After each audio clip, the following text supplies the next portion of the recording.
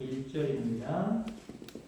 페이지 수 294페이지.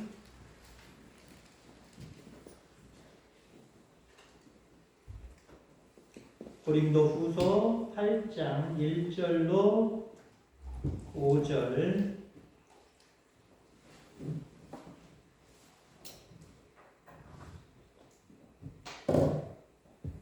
찾으셨으면 아멘.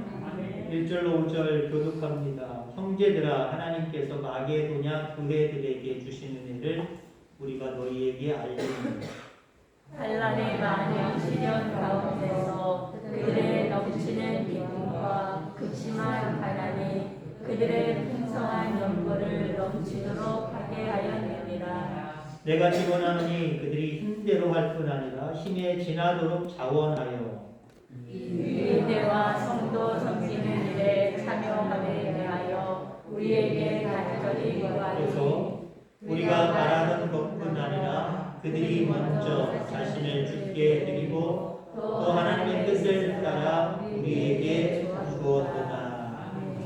아멘. 아멘. 우리 옆에 분들 쳐다보면서 교제하겠습니다. 은혜 받으시다.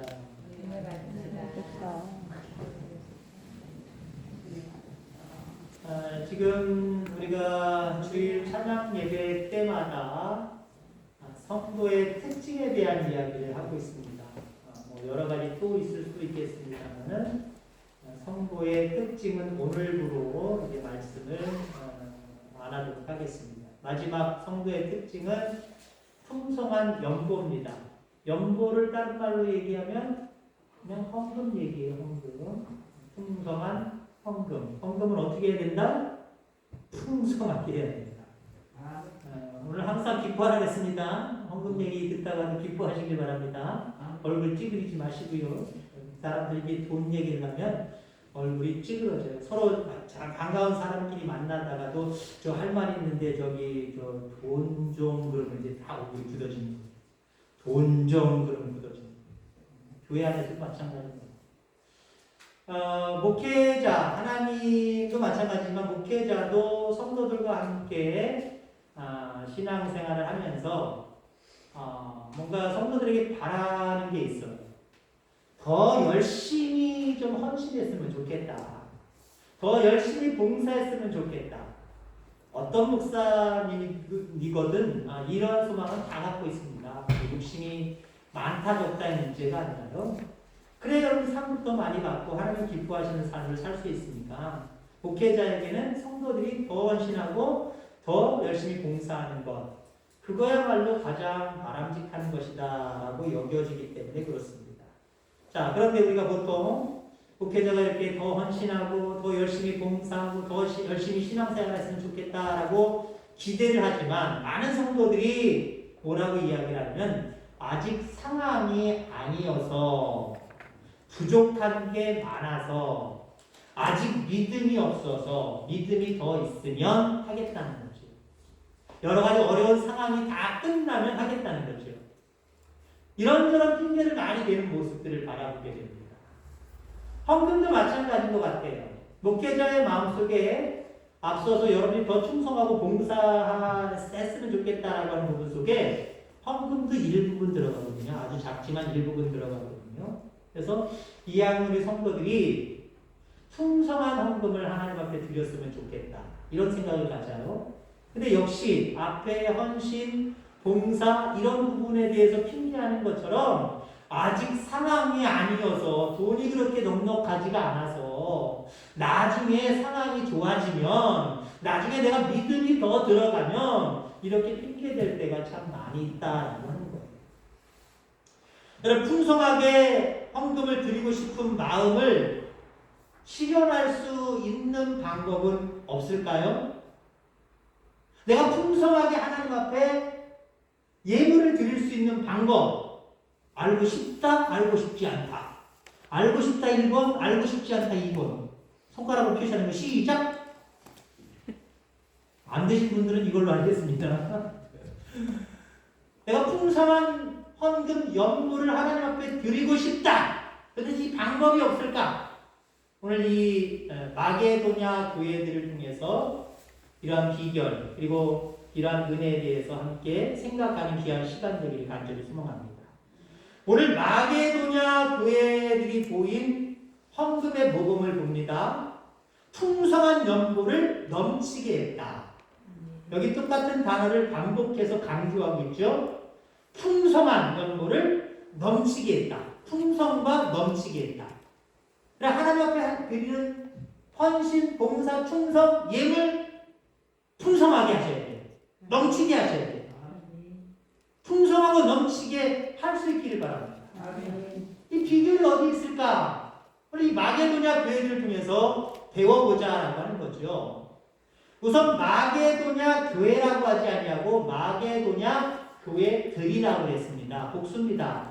한 교회를 얘기하는 게 아니에요. 마게도냐 지역에 있는 이 세 교회를 말씀하고 있는데 빌립보 교회, 데살로니가 교회, 베레아 교회 이 세 교회를 마게도냐 교회들이다라고 이렇게 설명하고 있는 거예요. 아무튼 그 지역에 있는 교회들이 세 교회가 있는데 이 교회를 얘기하는 겁니다. 지역적으로 이 마게도냐 지역을 생각해 보면요, 금은 광물이 있는 곳입니다. 금과 은을 채취할 수 있는 광물이 채취되는 생산되는 곳이라는 말이에요. 그 다음에 배를 만들 수 있는 나무가 풍성하게 자라고 있는 지역입니다.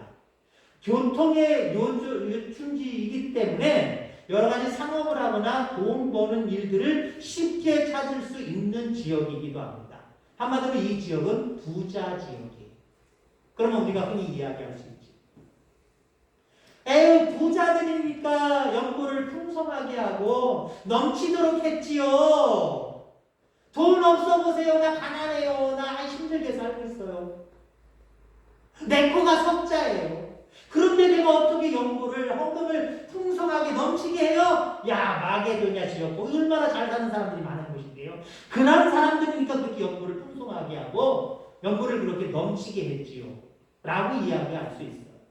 근데요, 우리가 좀 더 마게도냐 지역이 아니라 마게도냐 지역에 있는 그 세 개의 교회를 다니고 있는 성도들의 모습을 보면 됩니다. 자, 이 성도들의 모습을 보면은요, 지역적으로는 뭔가 많이 풍성할 지역 같지만 2절 말씀 보세요. 환난에 많은 시련이 저들 가운데 있었다라고 이야기합니다. 극심한 환난 가운데 있었다는 거예요. 저들에겐 극심한 가난도 있었다는 거예요. 아니, 마게도냐 지역이 금은도 있고 나무도 생산되고 상업도 발달되어 있는 지역인데 어떻게 그럴 수가 있느냐? 그럴 수 있어요. 여러분 서울 산다고 하면 다 잘 사나요? 서울 산다고 하면 다 잘 사냐고요? 경주 산다고 하면 다 못 사나요? 아니에요. 서울 산다고 해도 가난한 자들이 상당히 많아요. 경주에 산다고 해도 다 시골에 가난하게 사는 사람들이 아니에요. 경주에서도 떵떵거리고 사는 사람들 있어요. 자, 그러면 우리가 하나님 앞에 풍성하게 연보를 드릴 수 있는 첫 번째 비결은 무엇이냐? 마음이, 심령이 가난해야 된다. 마음이 가난해야 주님 앞에 연보도 풍성하게 할 수 있다는 거예요. 여러분들, 심령이 가난하다라고 마태복음 5장 그 산상수훈에도 나옵니다만은 마음이 심령이 가난한 건 뭘 얘기했냐면요, 하나님밖에 없습니다라고 하는 의존도가 높은 걸 마음이 가난하다고 얘기하는 거예요. 내 마음속에 내 지식을 믿고 내 힘을 믿고 내 모든 상황을 믿고 내가 가지고 있는 모든 것들을 믿으면 그 사람은 마음이 가난한 자가 아닙니다. 근데 나는 연약한 인간입니다. 아무것도 할 수 없는 인간입니다. 하나님 도와주세요. 하나님 함께 해주세요. 하나님의 은혜로 살아갑니다. 오직 주만 바라봅니다. 이 마음이 큰 사람, 이 사람이 마음이 가난한 자예요.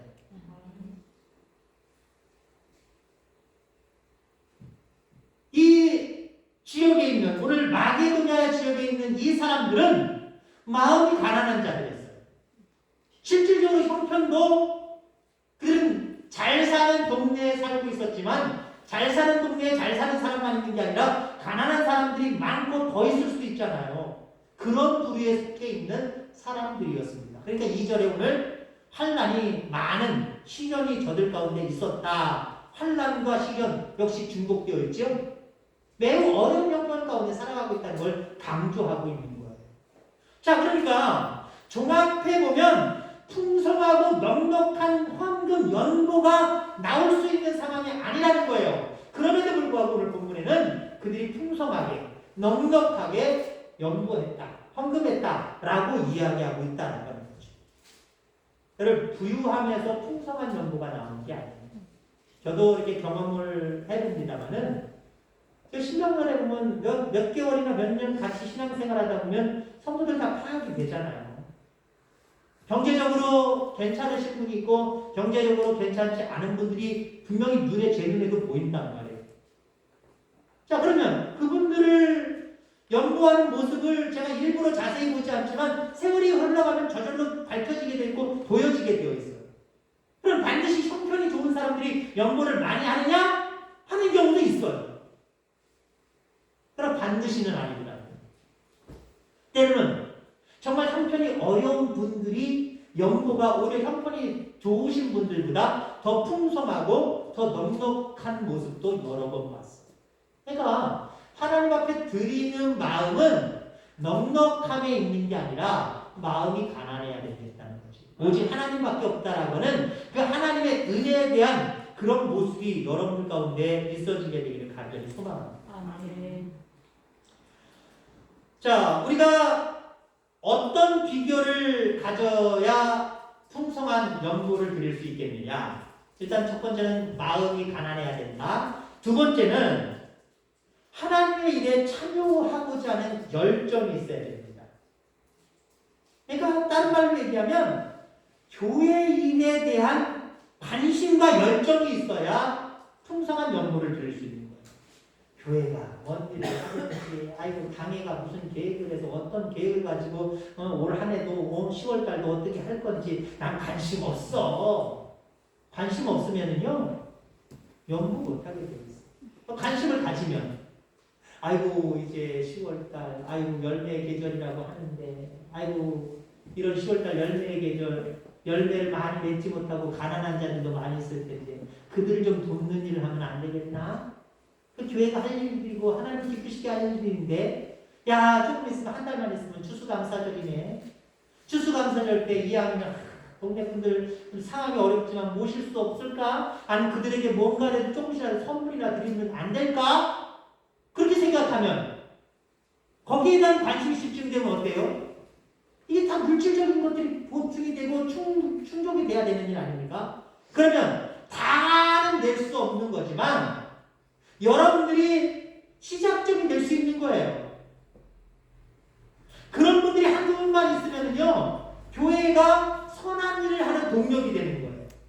아유 성도님들이 교회 일에 대해서 관심도 없고 연구도 그렇게 풍성하고 넉넉하게 안 하네? 그러면 가난한 자들 생각하는 이런 생각들 당에서 나올까요? 안 나와요. 나올 수가 없어요. 형편이 뻔한데요.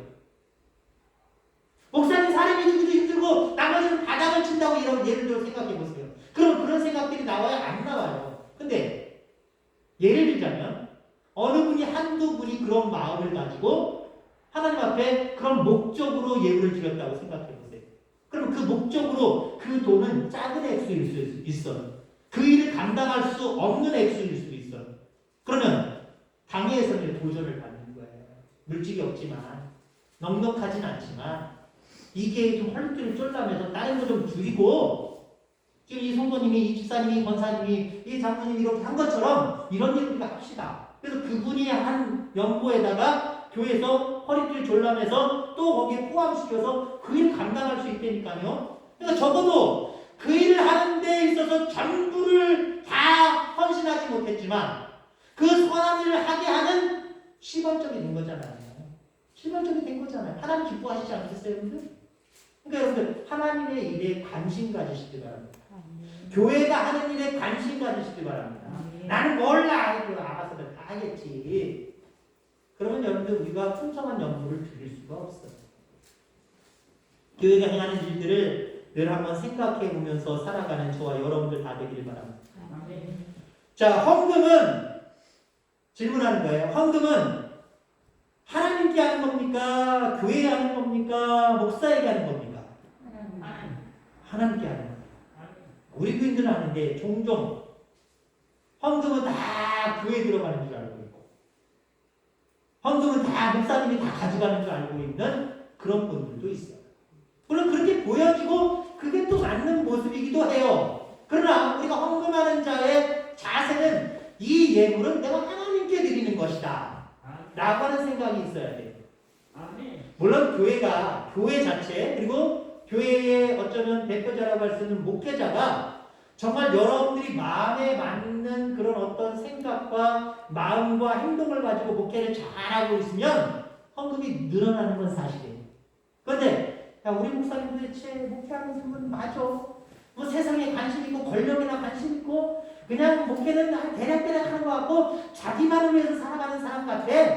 교회가 맨날 좋은 일들은 감당하지 못하고 맨날 우리들끼리 치닥거리고 뭐하는 데만 사용되는 것 같아. 그렇게 성도들에게 오해를 받거나 아니 그렇게 보여지면요 연보가 줄어드는 건 사실이에요. 그러나 여러분들 이건 반드시 알아주시기 바랍니다. 그 돈이 정말 여러분들이 바라는 대로 교회나 목회자가 잘 사용하는 교회도 있고 조금 부족해서 조금 거칠게 말 그대로 부정적인 이야기가 나올 만한 그런 교회나 그런 목회자가 있을 수도 있어요. 그러나 드리는 자의 마음은요 늘 이건 하나님께 하는 것이다. 그리고 하나님께 했기 때문에 하나님께 한 그 예물을 가지고 교회 대표자들이 당회가 때로는 목회자가 그걸 가지고 집행하는 거란 말이에요. 물론 잘 그래야 되겠죠. 그럼 여기까지 여러분 생각하지만 안 돼. 일단 내는 자의 자세는 하나님의 은혜로 내는 거예요. 내가 받은 은혜가 있기 때문에 그 받은 은혜에 감사해서 예물을 드리는 거고요. 그러나 이 예물을 통해서 하나님의 선한 영향력이 많은 사람들에게도 좀 전달되었으면 좋겠다. 하나님의 이 일에 동참하는 모습으로 낸다라는 거죠. 자, 1절 말씀해 보니까 마게도냐 교회들이 낸 연보를 이렇게 표현하고 있습니다. 하나님께서 마게도냐 교회들에게 주신 은혜라고 이야기했어요.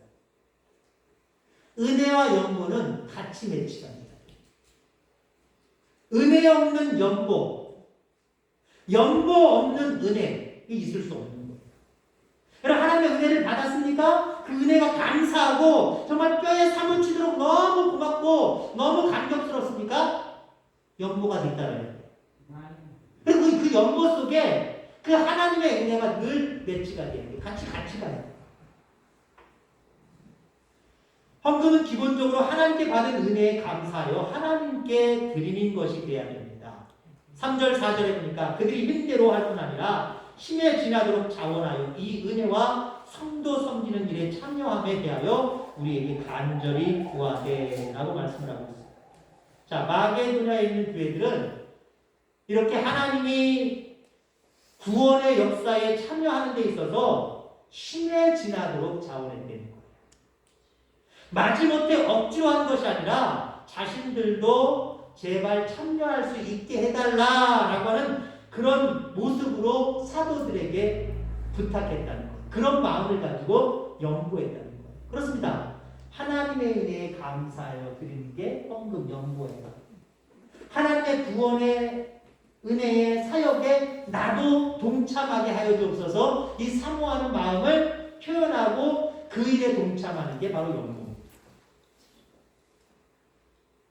자, 받은 은혜가 있었기 때문이고 하나님의 구속의 역사에 참여하고 싶어서 이게 바로 예물을 드리는 자의 기본 자세라는 거죠. 하나님의 은혜가 있었기에 하나님의 은혜의 구원의 역사에 내가 동참하고 싶어서 크게 이 두 가지를 가지고 하나님 앞에 여러분들 자원하여 예물을 드릴 수 있는 저와 여러분들 다 되기를 주의 이름으로 축원합니다. 아멘.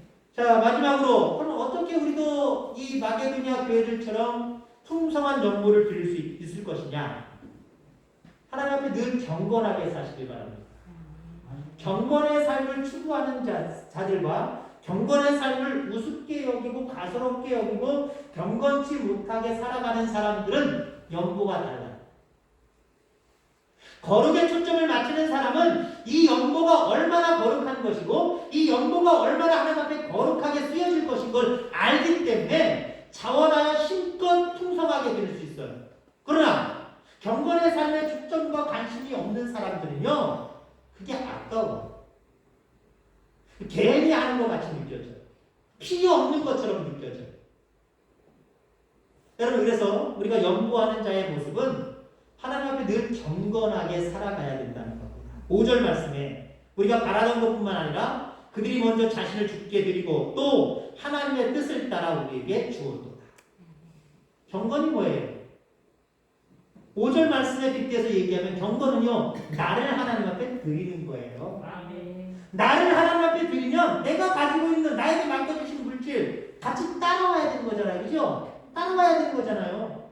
나를 안 드리고 어떤 형식이나 가식이나 어떤 예의에 의해서 연보를 드리려고 하는 사람들은요, 이게 손에서 떠나는 게 아까운 거예요. 자꾸 개수를 쉬어보게 돼 있는 거예요. 10개가 9개로 줄고 9개가 5개로 줄고 자꾸 줄어드는 거예요. 그러나 늘 경건의 삶에 힘쓰고 거기에 초점을 맞추는 사람들은요, 1개가 2개로 늘어나는 거고 2개가 5개로 늘어나는 거예요. 저와 집사람을 비교하면 우리 집사람이 더 경건한 것 같아요. 뭐 그건 아니지만 저는 돈 보기를 돈처럼 보고 돌처럼 보는 경향이 많아요. 돈의 가치는 아니까 돈처럼 봐요. 근데 때로는 돈을 돌처럼 여겨요. 저는 돈을 잘 관리할 줄 몰라요. 우리 집의 돈은 다 우리 집사람이 관리합니다. 언제 카드값이 나가는지, 언제 공과금이 나가고 뭐가 나가는지 그런 거 잘 몰라요. 전혀 몰라요. 관심 1도 없어요. 그냥 있으면 쓰고 써야 될 상황이면 있든지 없든지 가리지 않고 써야 된다고 생각하는 사람이에요. 그러니까 저 사람이 바라볼 땐 아주 속없는 사람이죠. 철없는 사람이죠. 집안 형편도 생각하지 아니하고 뭘 하려고 하고 뭘 쓰려고 하고 뭘 베풀려고 하는 그런 모습 때문에 안타까워요. 헌금하는 것도 저는 관심 없어요. 좀 잘못된 모습이기도 합니다만. 왜? 하나님이 저에게 짝을 붙여주셨는데 다 관심 갖고 주도할 수 있는 저 사람이 있기 때문에 저는 헌금에 대해서 관심 별로 잘 안 가져요. 그리고 워낙 잘 하니까요. 절기가 되면 절기헌금을 얼마를 할지 저 사람이 다 정해요. 제가 정하진 않아요.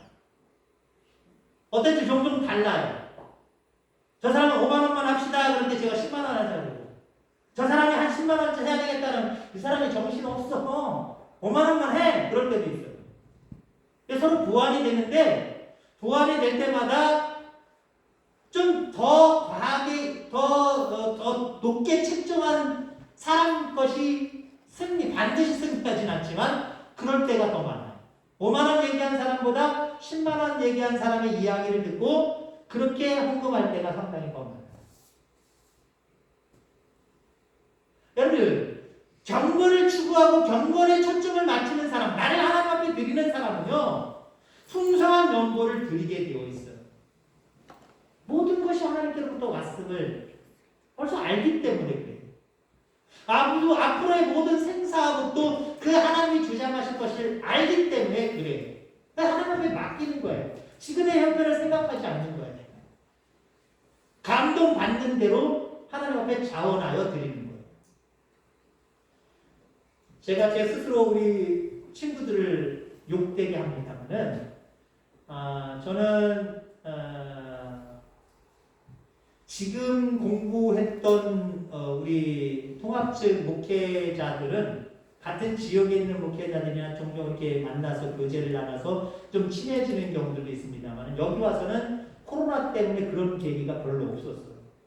그럼 제가 주로 만나는 목회자들은 초창기 고등학교 졸업하자마자 신학 공부를 같이 했던 저쪽 다른 교단의 목회자들 여럿이 있지만 그 중에 저까지 포함해서 이 가정들이 한 2-3달에 한 번씩 돌아가면서 교회에서 만나요. 사실 이번에 사고 당한 것도 천안에 있는 그 친구 목사네 거기 가다가 이렇게 사고를 만났습니다만은 저 빼고 3사람의 목회자들이 다 주식을 해요. 속으로는 저는 미쳤어요. 목사님 주식을 하니까. 그럽니다만은 저는 아까 얘기했죠? 그럴 수도 있어. 이해하려고 해요. 세상의 사람이 다 해요. 그럼 말아먹었다고 표현하죠. 말아먹은 이야기도 종종 해요. 남는 게 별로 없더라고요. 그 중에 어떤 사모는 집을 분양받아갖고 당첨돼서 가지고 있었는데 그냥 이렇게 다른 사람한테 넘겼대. 근데 그 몇 달 만에 뭐 2천인가 3천인가 5천인가 튀어가지고 배 아파하더라고요. 속으로는 욕을 하지만 겉으로는 한 건 아니에요. 여러분 이렇게 생각해 보셨습니까? 이걸 반대로 영적으로 한번 생각해 보세요. 내가 마땅히 투자할 곳에 투자했으면 영원한 생명의 나라에 가서 죄송한 표현이지만 배가 터지는 일이 생기는 건데 내가 여기서 너무 인색하고 너무 내 주머니를 움켜잡고 있어서 투자하지 않아서 나중에 하나님 나라에 가서 아무것도 보상이 없다 한번 생각해 보세요. 이거 영적으로 한번 생각해 보세요. 그런 거 투자하셔야 됩니다. 글쎄요, 신앙생활 하면서 뭐 주식에 대해서 깊이 생각도 안 해봤고 저는 아예 공부도 안 해봤어요. 잘 몰라요. 어떻게 해야 되는 것도 모르고 어떻게 해야 또 이윤이 남고 뭐 이런 것도 잘 몰라요. 또 안다라고 하는 사람들도 그래서 다 이유를 보느냐 이유를 못 보더라고요. 다 손해보고 그런 경우들이 참 많이 있더라고요. 저는 그걸 영적인 눈으로 바라보는 거예요. 연보는요, 하나님 나라에 가서 우리가 받을 상급을 여기서 지금 적금 들듯이 투자하듯이 투자하는 거예요. 그렇게 생각하면 여러분 아깝겠어요? 아까울 수가 없죠. 가령 예를 들어 아파트를 지금 1억에 사면 몇 년 후에 10억이 된다고 생각해 보세요. 지금 1억이 내가 어디 있어요? 5천도 없다고 생각해 보세요. 그러면 1억 어디서라도 빚줘서 아까 뭐 밭에 감추인 진주 얘기한 것처럼 빌려서라도 1억으로 살 거야 안 살 거예요? 사야 되지 않겠습니까? 그죠? 안에 그런 확신이 있다면 여러분들 뭐 이 땅에서 뭐 투기하는 소리 아니에요. 그러니까 설교에만 집중하세요. 그렇게 투자할 거 아니에요. 헌금도 하고 그렇게 생각해 보세요. 내가 지금 여기서 하나님의 은혜를 받았고 하나님의 은혜 속에 살아야 되고 영원한 생명을 주관하시는 분은 그분이시고 그분께서 우리에게 연보하라고 하시니 내가 연보하는 일에 있어서 앞장서고 최선을 다하고 자원해서 풍성하게 넉넉하게 드리면 나중에 하나님 나라에 가서 엄청난 것들로 우리에게 안겨주실 텐데 그거 투자하지 않겠냐는 거예요. 마태복음 13장 아까 밭에 감추인 진주를 발견한 그 사람 진주 발견하고 묻어버렸잖아요. 누가 볼까봐 묻어버린 거예요. 그리고 가서 자기 전 재산을 팔았다 그랬어요. 성경을 더 연구하고 추측을 해보면 그것만 가지고 안 됐을 거예요. 어디서든 빌렸을 거예요. 진리가 진짜 다 쫓아다니면서 얼마 좀 빌려서 빌려서 했을 거예요. 그거 헛된 행동이었나요? 잘못된 행동이었나요? 지혜로운 행동이었잖아요. 그거 내 땅이다 라고 생각하고 사가지고 이제는 끄집어 냈겠죠? 그럼 빌린 돈 다 갚을 수 있을까 없을까요? 갚고도 남지요. 자기 전재산 다 팔았어요. 집도 없고 아무것도 없어요. 오늘날 얘기는 그거 팔아서 집 샀을까요? 안 샀을까요? 전에 살던 집보다 훨씬 더 좋은 집을 샀을 거고 전에 없었던 자가용 지금 샀을 거예요. 세상적으로 보면 그렇잖아요. 그 영적으로 마태복음 13장 비유의 장을 통해서 그렇게 말씀하시는 거잖아요. 그것도 한번 생각해 보려는 거예요. 우리가 하나님 앞에 드리는 연보, 은혜 가운데 드리는 이 연보 헛된 투자가 아니에요. 부질없는 행동이 아니에요. 하나님이 확실하게 약속하신 영적인 투자의 방법이에요. 아까 세 목사님 중에 한 목사는 워낙부터 자기가 알아서 주식을 투자했고요. 두 목사는 저도 예전에 거쪽 교단에 있을 때 제가 알고 있는 그 목사님과 더불어서 같이 성경 공부를 한 적이 있어요. 그러니까 이 목사님들 속에서는 좀 영향력 있는 목사님인데 이 목사님이 무슨 얘기를 했는지 이 목사를 비롯한 다른 목사들이 있을 때 주식 투자해야 된다고 주식에 대해서 막 자기의 어떤 생각을 막 얘기했나 봐요. 근데요 다는 아니지만 목사님들이 귀가 얇아요. 그래요? 이 두 목사가 투자한 거예요. 여러분 하나님의 말씀에 귀가 얇아지시기를 주의로 축원합니다. 하나님의 말씀에는 귀가 얇아야 돼요. 하나님 말씀에 그렇다고 한다면 어머나 그래요? 아 그런가 보다. 한번 해보자 하셔야 돼요. 하나님 말씀에 여러분들 자원하는 마음으로 즐겁게 풍성하게 가득하게 연모를 드리렵니다. 그러면 하나님 말씀에 좀 귀가 얇아지셔야 될 거 아니에요. 얇아지셨나요? 얇아지기를 주의를 축원합니다. 그리고 하나님 말씀하시는 그 모습 가운데 영적인 투자가 풍성하고 가득하길 바랍니다. 절대 손해보지 않고 이 땅에서도 하나님의 강권적인 역사 가운데 돌보시고 인도하시고 부족함이 없도록 채워주시고 영원한 나라에서의 상급으로 이미 여러분들 적금 들어놓듯이 들어놓으신 줄 분명히 믿습니다. 이런 확신을 가지고 오늘 마게도냐 교회들처럼 하나님 앞에 연구를 드리되 풍성하게 가득하게 그렇게 마음까지도 함께 몸까지도 드릴 줄 아는 저와 여러분들 다 되기를 주의 이름으로 축원합니다. 기도하겠습니다. 하나님 아버지 감사합니다. 몇 달에